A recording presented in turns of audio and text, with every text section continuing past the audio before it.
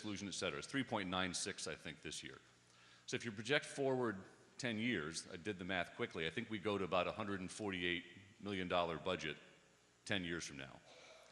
So you take 2.5% of that, which is the cap of this thing, and I get $3.7 million. So let's say we don't spend any money, and in the 10 years, you don't take any debt out, the total balance of the fund would be $3.7 million.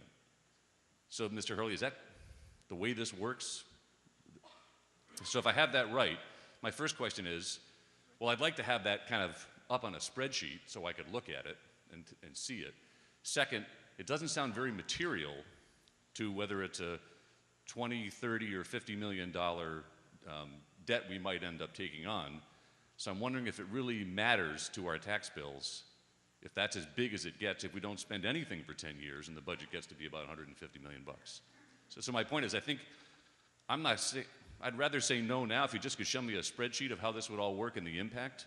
So maybe the warrant committee has that, maybe the town government study committee could take it on. But it feels just a little early to say yes without kind of knowing what I'm signing up for, or frankly, whether it matters. Thank you, Mr. Hiss.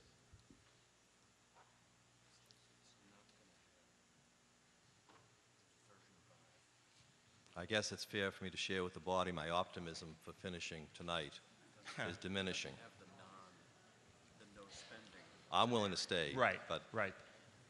I mean, this is a spreadsheet that will kind of, and again, it's based upon certain assumptions, and again, they're assumptions. We don't know what it's going to actually cost. Try to build in as many safeguards as possible into the thing. But this is based upon that 2.5, you know, the 2016 exclusion level. If you look at column D, that's the current exempt debt that we have. You can see issuing 14.4 in bonds in 2021, 17 million in 28 and 32. And the stabilization fund is in column, let's see, J. So that will show you the stabilization fund as it builds up and down. Because once debt's issued, it goes in and out. As the debt service spikes over 2.5 million, money is taken out of that stabilization fund. If you never issue debt,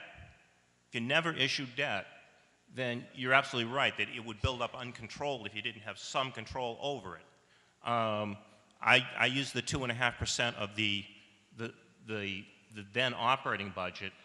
To be perfectly honest, in this whole scenario, the stabilization fund never builds up to, I don't think it ever builds up to 2.5% of this year's fund based upon that. You know, this year's budget. In fact, it doesn't. So that'll give you an idea. You know, there's the debt service of the new issues over in columns N, O, and P as they come on. And again, you can see there's the 2.5 million in column G. That's the charge to the taxpayers. And you can see that in 2032, that's about where it ends, because there's enough money then in that stabilization fund to pay any spikes that happen in those last years. And if you go all the way down, you'll see the stabilization fund comes down to zero at the end of time. If it didn't, then it would all go back to the taxpayers. If it becomes evident that there's no bonds ever going to be issued because no capital projects are approved, it will go back to the taxpayers.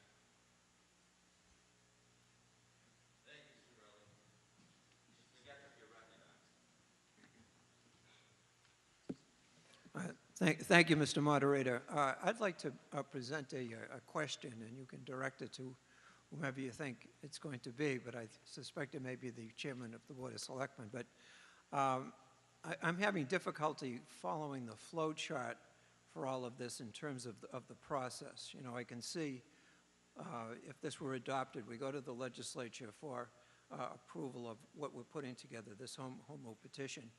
Could you give us some idea of what votes would happen subsequently in order to implement all of this? Votes by the town meeting, and also when would you be going to the voters for what looks like something that's override-like, but it's an approval of the scheme?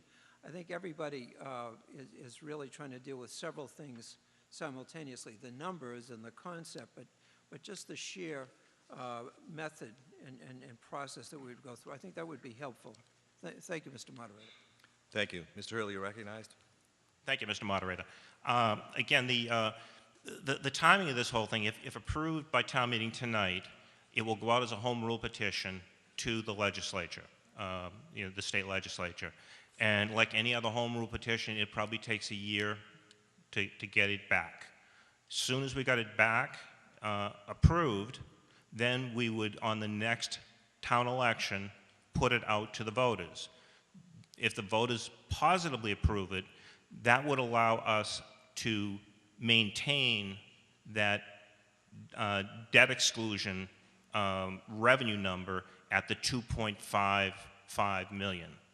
If they don't approve it, then it just, the debt exclusion goes down, so there is a tax savings to the taxpayers in those years, but sooner or later, we don't know when, and we don't know how much, but sooner or later, we need new fire stations, and we need a new DPW facility, or refurbished ones, and as soon as that happens, whatever they saved is going to spike back up again.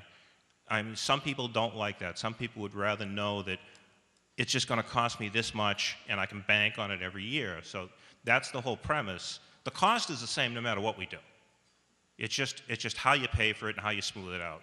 So all we're trying to do is stop those peaks and valleys and just give them, here is a way that's kind of like your home, and it was explained best, I think. It's kind of like your home mortgage. It's the same every single month. It's the same every single year. I can afford it now. I'll be able to afford it next year. Assuming that I'm still employed and everything else, obviously. But that's the idea behind it. And again, because we're really not here to discuss the cost of the fire stations and DPW facilities, because clearly we all admit that we don't know exactly what they're going to cost, and it is kind of irrelevant in the sense that if it's less, and hopefully it will be a lot less, then we just need that level 2.5 million for a shorter period of time, and the projects get done quicker. So I don't know if that explains it to you, Mr. McGetrick, or...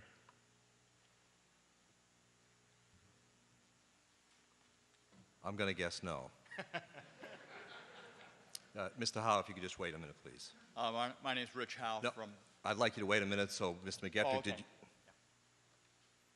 Well, that's helpful, but it sounds like there's only like one vote put to the voters. I guess the question is, can the voters control this from time to time and see how it develops? Is this going to happen in stages, or how would you view that going forward? I guess once they approve the establishment of the fund, they have somewhat said that we're kind of buying on to we need new fire stations or refurbished fire stations, and we need to do something about a DPW facility. They get this second bite at the apple when the capital project actually comes to fruition. So when it comes, like any other capital project, when it hits a warrant, which it will after a building committee decides what's going to be built, and then town meeting will say yay or nay on it, and it will have a price tag with it. When that happens, if town meeting says yay, that we agree with that plan, then the price tag will go out to the voters at that point. So they'll decide, do we want a project that's this expensive to hit now or not? And if they say no, then the debt can't get issued and the project stalls. Has to go back to square one. Thank you. Mr. Howe, you're recognized. Richard Howe, Precinct 3, town meeting member. When Bob Hiss got up and talked about, how our budget's going to grow and 2.5% some years from now, I think your point was that, are we going to have enough money to actually do this? And it kind of got me to reading this section 2, and maybe I just don't understand it, but it seems to me that the way this thing gets funded is if our interest cost is less than it is in 2016, then the difference is going to go to the debt stabilization fund. And it seems to me that's just a drop in the bucket. Do you expect that interest costs are going to be less than they are in 2016? And let me just also say that I'm totally in favor of finding a way to kind of spread this cost out. Wouldn't it be, I mean, maybe I just don't understand how this works, but wouldn't it be easier or more efficient just to say, okay, this thing's going to cost $30 million. We're going to divide the cost by 20 years, and every year we just have an amount that we put aside for that. Like, I don't see how we're going to fund this with this particular idea. I'm in favor of funding it, but I don't see how that works. Gotcha. Thank you. Mr. Hurley, you recognize.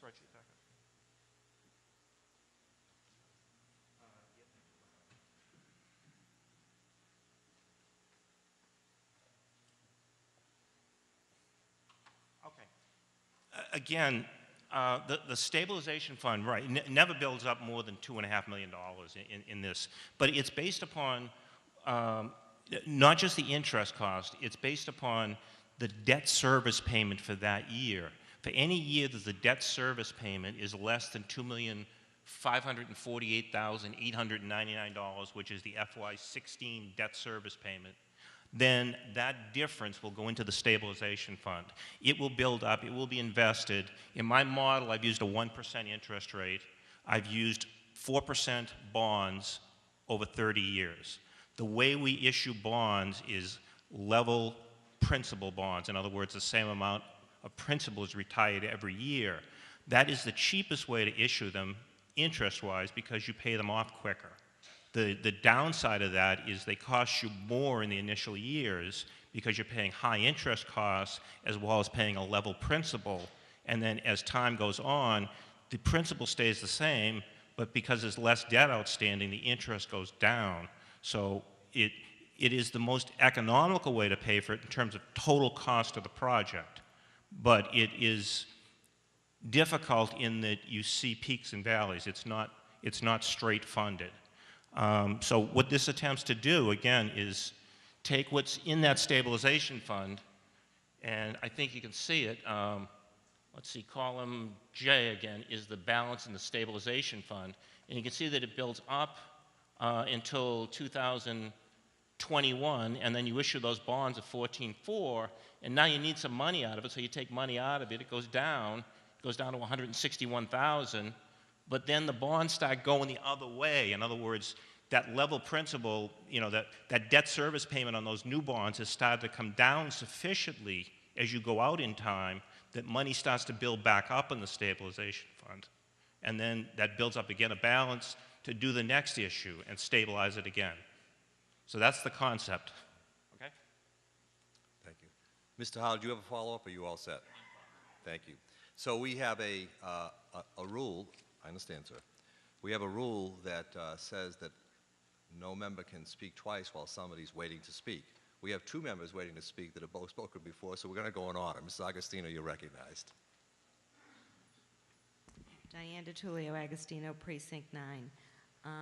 The idea has great merit, so I don't want to see it just voted down, but there have been so many good points made that it just reminded me of many, many years ago when our stabilization fund had less than $20 in it. So we certainly have come a long way. So I have a procedural question for you, Mr. Moderator. If this was voted down, is there any restriction that it couldn't come back in the fall? I don't believe so. Yeah, this will come Okay. back, yep. That's a good answer. Yep. And secondly, I'm wondering, I'd like to see if a friendly amendment would pass with the Board of Selectmen, and depending on that, I might make that motion. The friendly amendment is raised because of the gentleman who mentioned in Section 4 why we're specifying, you know, the 3 fire stations and the public works facilities, because interestingly enough, I think if we went out for an override for those 2 items, they'd probably pass. People have been waiting for so long. So I'm wondering if the language could just be generic by deleting after the word future, deleting from the word replacement all the way down to before the word project. So it would just say, for the future projects approved by town meeting. I almost wonder, you know, were these 2 projects put in there to try to say, oh, this is a good idea? Because I think it's a great idea. So if I could get the answer to that, then I can.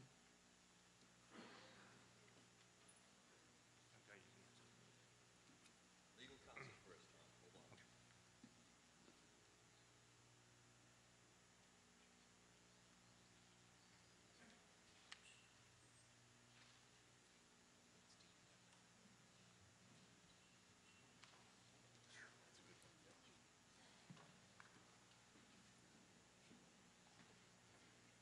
As well-intentioned as that was, Ms. Agostino, I'm not going to allow the motion because it would be out of scope. The townspeople thought we were just considering developing this article around the fires in the DPW. And so by removing it, it changes the scope too broadly. Oh, do you want to let him address that also? No, I don't need to. I've ruled it out of scope. Actually, it wasn't a motion. No, but he's not going to be Right, able to so the accept it friendly- because it'll be out of scope no matter whose Okay, motion so it was. he's not going to speak? I did want to just say, whether in scope or out of scope, the practical problem, and bond counsel alluded to it when we had discussions with it, if you don't limit it to projects, then there is a good possibility people are going to see it, especially like people from Citizens for Limited Taxation, are going to see it as an end around Proposition 2.5. This way, it has a specific end life. It doesn't go forever. It's not a bypass of Prop 2.5. Okay, Do you have a follow-up? Then I'm going to rise to make the motion because that response actually addresses the fact that it does state in here, and only for projects approved by town meeting, and that is open-ended, or it appears to be open-ended.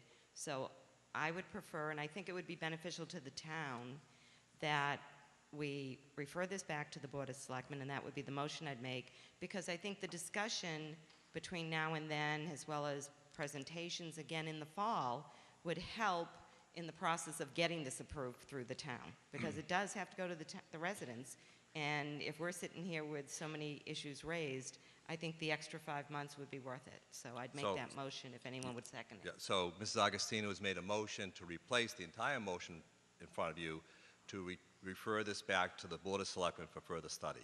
Has that motion been seconded? That motion been made and seconded. So now we're limiting our discussion around that motion. Would anyone like to address that motion? Mr. No, Mr. Mullen, you're recognized. Peter Mullen, Precinct 2. I rise to oppose the motion. I think it's important to understand the question that's before the body. The only question before us is to authorize the selectmen to file a request with the legislature to adopt this legislation. We're not spending any money. We're not adopting this stabilization fund. That process of going before the legislature usually entails approximately a year. If we wait till the fall, we don't even know if we'll get it out of the legislature until a year from the fall, if the matter passes. There's going to be plenty of time to work out any of the details with regard to this. One of the keys to this whole plan is that we keep our debt service at our debt excluded debt service at the level that it's at right now. So we start putting that money away so that we have it to level out the debt service that's going to be needed down the road to pay for these additional capital projects. Every year you put this off, you have less money in the stabilization fund, and you're going to have to pay the greater amount of debt service out of the revenues as you go along. I don't think we want to wait. I know people are concerned that they hadn't had a lot of time to think about this, they hadn't been a focus on this. I think one of the results of this is that perhaps it makes sense to have a meeting before town meeting where we kind of flag issues like this and start the debate earlier. But as for tonight, I urge the body to vote no. Let's not put this off. There's plenty of time to have discussions. There's going to have to be an override vote with regard to this whole issue. Thank you. Thank you. Does anyone else wish to speak to the motion to amend? All right, seeing none, I'm cutting off the debate, and I'll look for the Warrant Committee's position on the motion to amend. And the motion to amend is refer this article back to the Board of Selectmen for further study.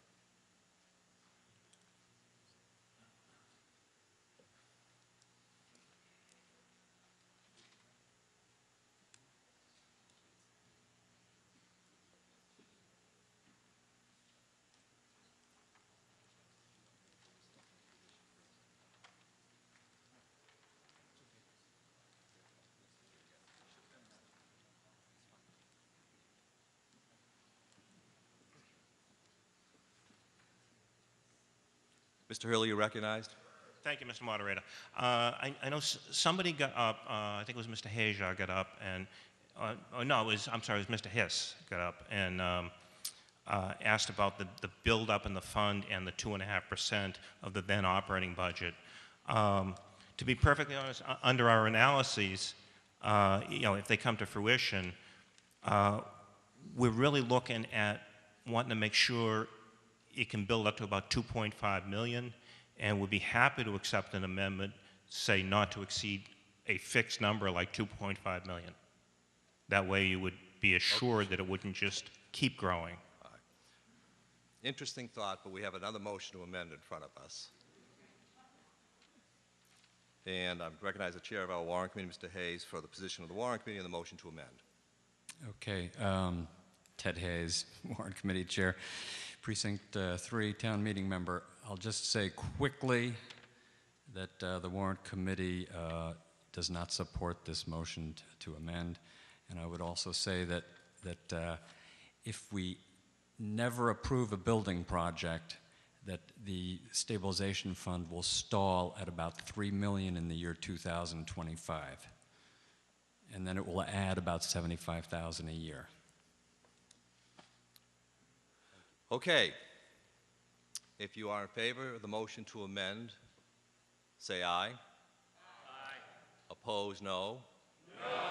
The motion to amend is defeated. We're now back to the main motion. Sir, you wish to be recognized. Thank you, Mr. Moderator. Sean Fahey, Precinct 9. Again, my concern is beginning a process without a number that is substantiated, and I feel like we have a responsibility to the taxpayers and the residents of the town to provide more specific information attached to this particular article. While seated, I just did a little bit of research on probably everybody's most accessible tool for research, Google. And just in a quick search, the fire station in Belmont was an $8.5 million project. The fire station Franklin was a $6 million project. This information is accessible. It's not hard to find for any one of us.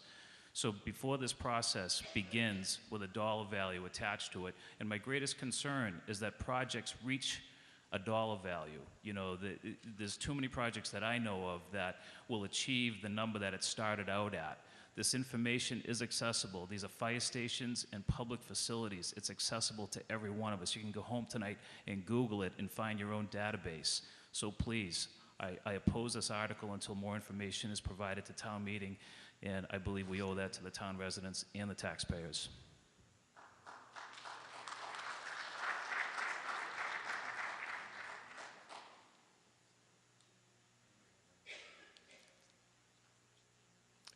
Mr. Cronin, you're recognized.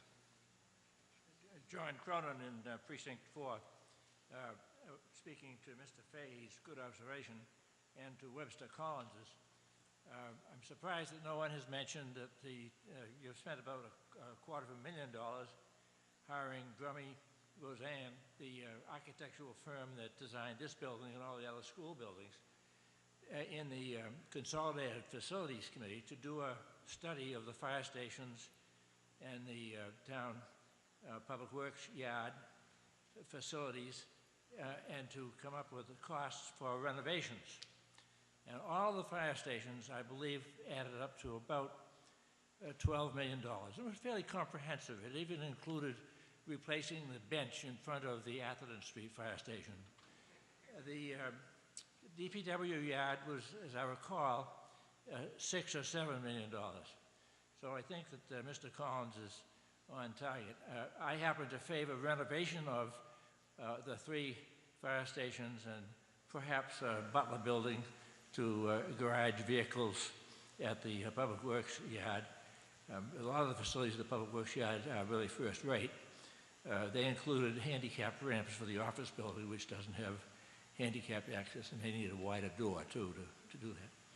So that's the database that I'm familiar with. Thank you. Yes, ma'am, you're recognized. Thank you. Ellen Denoyer, Precinct 2. I rise in support of this article for several reasons. I will say, for starters, that when I went to school, we didn't have STEM initiatives. but I did do well in calculus, to Mary Gormley's point, and I was briefly a math major. I don't fully understand every detail of this proposal, but what I do understand is that we have future needs and we need to start planning for them. I personally need a new roof on my house. I needed one even before last winter. I don't know if my new roof is going to cost me $1,000 or $10,000 or $100,000. I know I need to set aside money for it.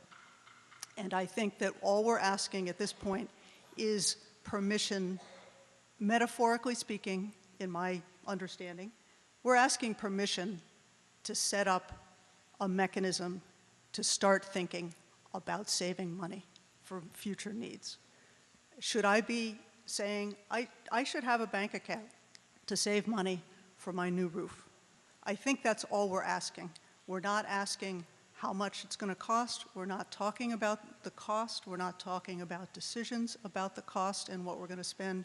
All we're asking is to start a process that we know is going to take a year or more to start a mechanism to plan for the future, and I think we should do that. Thank you.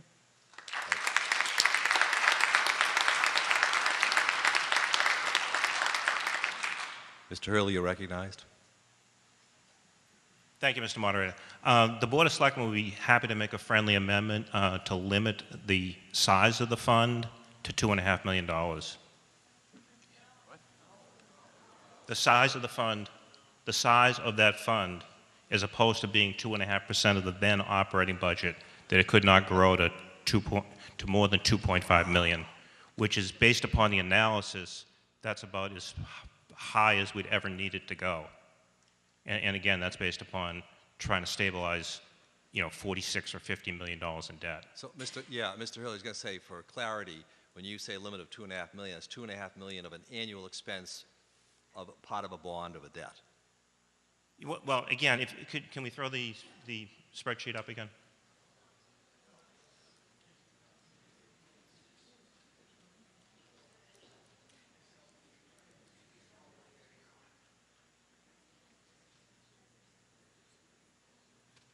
So again, if you look at column J, you will see how that stabilization fund builds up, and then how it goes, basically down to zero so it really never builds up a huge balance in it, because you're taking money out very quickly out of it. So I feel reasonably comfortable we'd probably never need more than $2.5 million in that fund at any one given time. If you say 2.5% of the operating budget, I mean, potentially it could grow bigger than that. I don't think it ever will, but it could. So that's the only reason I would be willing to accept that. Thank you. Mr. Hish, you're recognized. Oh, apologize. Hold on. So you're amending your own motion, is that correct? Yes. And do you have the specific language or something? You would just, in place of... Oh, I've got it.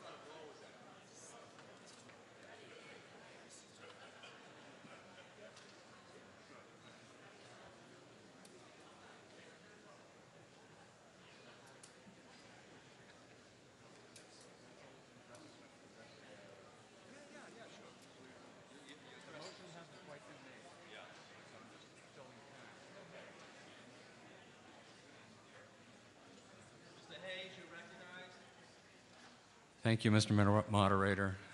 Ted Hayes, Precinct 3 Town Meeting Member, Warrant Committee Chair.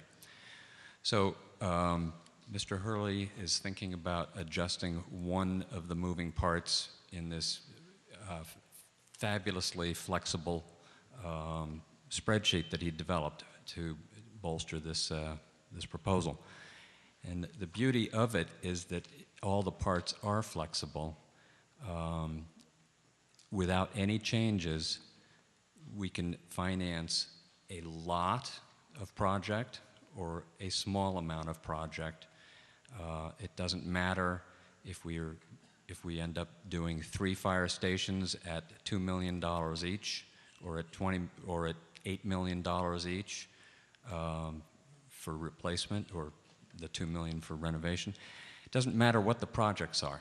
The projects all have to be approved by town meeting, and that's after they've already approved this funding mechanism. One of the astounding things to me when I first looked into municipal finance was that there was no savings mechanisms anywhere, and this proposal actually gives us one. Now, at the end of the day, if we never take any action on any building proposal, without the amendment that Mr. Hurley may or may not be suggesting, we would end up with $3 million in the bank towards a project, towards the debt stabilization of those projects. And with his amendment, we'll end up with a little bit less. So it's a little bit less of a commitment by the taxpayer. I don't think that's the real issue here. If it makes people feel comfortable, that's great. I think the big issue here is putting something in place that will enable this town to think constructively about its infrastructure needs in the future. Thank you.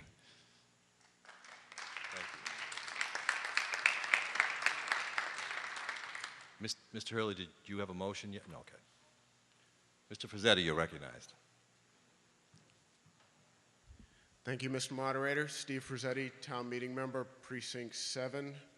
I'm not exactly in favor of this article. To quote the great philosopher Dave Ramsey, debt is dumb, cash is king. Instead of creating a stabilization fund to pay off debt, why don't we create a fund to pay for the buildings so that we don't have to borrow money in the future? It kind of makes a little more sense to me. That's...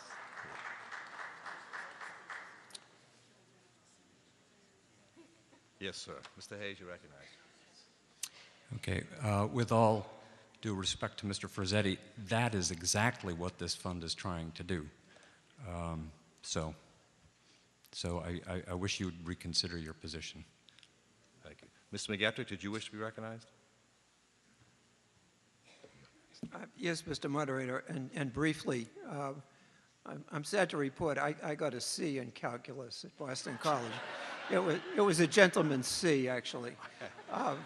But anyway, I really support Mr. Hurley's proposal, and I think we really should send this to the legislature, if only because it would help sort of clear the path so we can see whether this can be done and how this would work and how the thing is really going to fly. So I think if we vote it down now, we're going to lose whatever momentum it is that we're building here. And the first step really just costs us the stamp to send it up to the State House, basically. So I think we should test the waters to see if we have this as an option. Another thought, and I think Mr. Hurley is hitting at this from many different directions, the whole idea here is, insofar as there's savings or a less need to spend money as the debts, the principal and maturing debt goes down, every time that happens, there will be a great temptation for us to, in effect, spend that capacity on budget and really never face some of these investment issues. So this is an effort to try to pick some of that up, and by leveling things off to make sure that we do make some savings. So we really don't need to know a lot of these numbers at this point. The question really is, can this mechanism pass muster at the State House?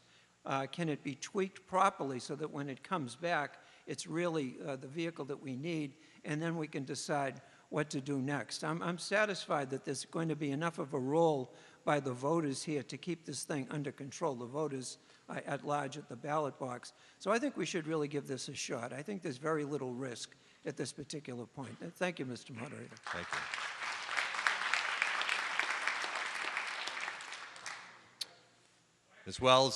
Ms. Wells, you're recognized. Thank you, Mr. Moderator. Ella Wells, Precinct 9. I have a couple of concerns. I'm generally in favor of this bill. One question I have is if we pass it and it goes to the legislature and it still hasn't been approved by the DOR, can it be changed by either the legislature or DOR? So that's one question. Should I go on? Please. My second concern is Mr. Cronin brought up the fact that we spent something like $250,000 for consultants who told us we could spend less than $20 million to rehab our 3 fire stations and our DPW yard. And my concern is, I'm good in calculus, I was good in math in general. If I went to a roofing contractor and told him, my roof needs repair, and I've got a budget of $30,000, but if it really only cost me $10,000, do you think that roofing contractor wouldn't raise the amount more to $30,000? So my concern is putting in this limit of $50 million when we already have paid $250,000 to get an estimate under $20 million concerns me. And so I would be in favor of this if the answer to your first question is yes, it could be tweaked, and if we could lower the amount to $20 million. So I'd be in favor of, I'd like to make a motion to lower that, but I want an answer to the first part too. Okay. The answer to the first part is the legislature can make a change to it if they so choose. They could tweak it. DOR can't tweak it, but DOR can make recommendations to the legislature. So they could either make specific recommendations, which they tend not to do, but they could, about changes they'd like to see in it, or they could just say we don't like it at all, or they could say we like it. So, but those are the 3 choices DOR has. But the legislature could make changes to it. Again, in terms of, I think there's going to be sufficient safeguards along the way to make sure that we don't pay $30,000 for the $10,000 roof. We're going to have building committees. We're going to have study after study to figure out what we should build. The Fire Space Needs Committee, the proposal, the request that they're putting out is to study both rehabilitation and the cost of that, as well as the cost of new, and get recommendations out of them.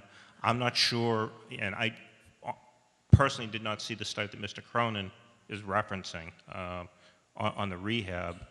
I would be concerned. I'm not sure how much rehab you'd get taking a look at the condition of the fire stations and then taking a look and riding through any other town and seeing what they have for fire facilities and how you're going to get from what we have to what they have for that short amount of money. But he may be right. But I guess at this point we don't know. But if we don't, if it costs less than that, then we won't spend it.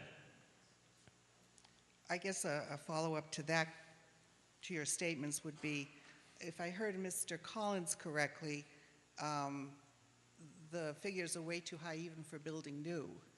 And that being the case, I would still ask for amendment to reduce that figure to 25,000 maybe. I just feel the 50, we've heard from some experts on this issue. Yeah. If I, just for clarification, so when you just said 25,000, did you mean 25 million? I'm sorry, yeah. So what you could do is you could make a motion to amend to this body if it was not going to be accepted as a friendly amendment. Right. And my sense is It that it won't be. It won't be. You could make a motion to amend to change the 50 million to 25 million.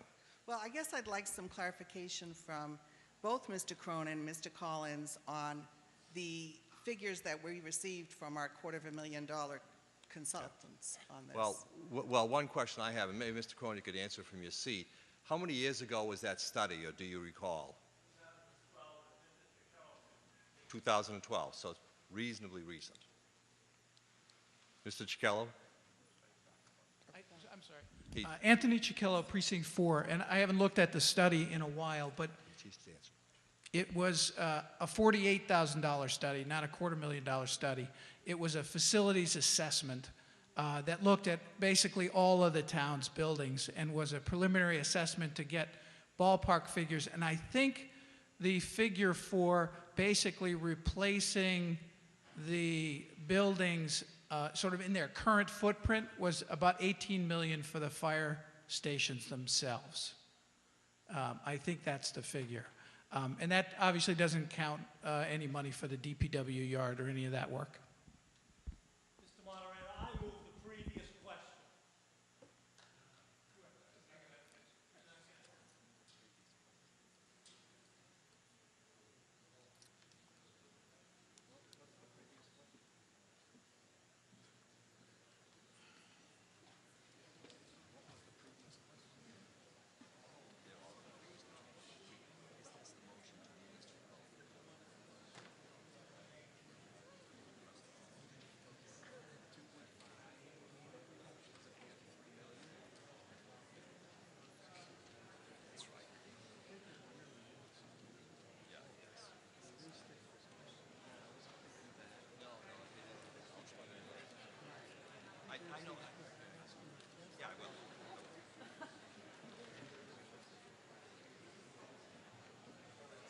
All right, folks, there's a lot of confusion at town meetings, sometimes between Robert's Rules of Order and the rules of order we use at town meeting, which are governed by a whole number of other items, including our bylaws, town meeting time.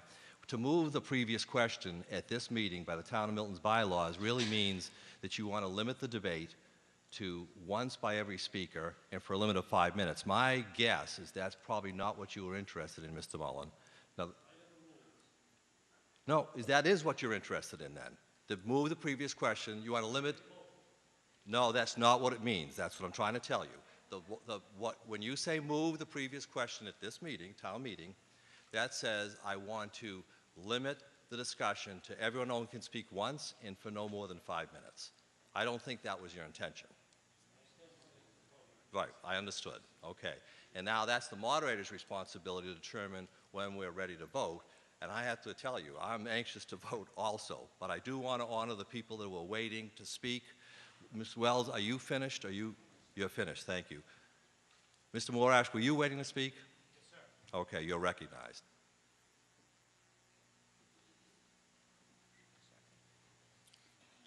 Thank you, Mr. Moderator. Steve Morash, Precinct 2 and Chairman of the Fire Space Needs Committee. I'm hearing a lot of numbers thrown about fire stations that no one knows what they're talking about in this town. Mr. Kelly would probably back me up on this. We've looked at this and we've stayed away from figures because we just don't know.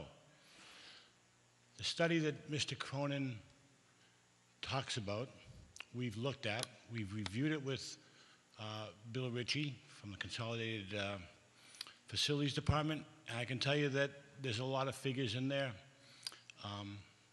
And Ms. Wells, it doesn't do anything to bring these fire stations up to modern standards in the state of Massachusetts. And that's what we're kind of looking at. Now, what I would ask you to do is let us do our work to get to a dollar figure to come back to you next May. And I agree with what Peter Mullen said. This article just starts this process to give us an ability to set that figure. But if we don't do this, and we can elect not to do this, that's fine, but it does just kick this can down the road while we're trying to get our ducks in order again. But there is no dollar figure to this right now from the fire side. I cannot speak to the Public Works Department, but we are working as hard as we can. I think this consultant we brought in will look, amongst other things, the report that this committee did for you. It also will look at the committee of 2012 that DRA did working with Consolidated Facilities. So, I mean, we're trying to get to that point, and I would not want to, I don't know where $50 million came from. Honest to God, I got to tell you, I told this to Chairman Hurley. I honestly believe if I get checks, I'm not overdrawn. This is not my expertise. I'd have an expertise in public safety. Members of us on this committee do that, and that's why we asked to have this RFQ put together to bring experts in to look at what these costs might be. And I would ask town meeting to hold those costs as far as you can. I agree with Mr. Collins. Mr. Collins, that's a lot of money. And I'd love to have you join our committee and tell us what you think. But not here tonight like this, because I just don't know what we're talking about, sir. But it is a process that we can start to get this, our hands around this at some point in the future. And I do urge a yes vote on this. Thank you. Okay, folks, the hour is late. We have had a thorough debate, as Mr. Mullen has sensed. This will require only a majority vote, because it's to enact, it's to give authority to go to the legislature. All those in favor of the recommendation of the Warrant Committee say aye. Aye. Opposed, no. No. The motions pass. I'd entertain a motion to adjourn until Monday evening. Moved and seconded. All those in favor? Aye. Opposed, no. We're adjourned. Thank you.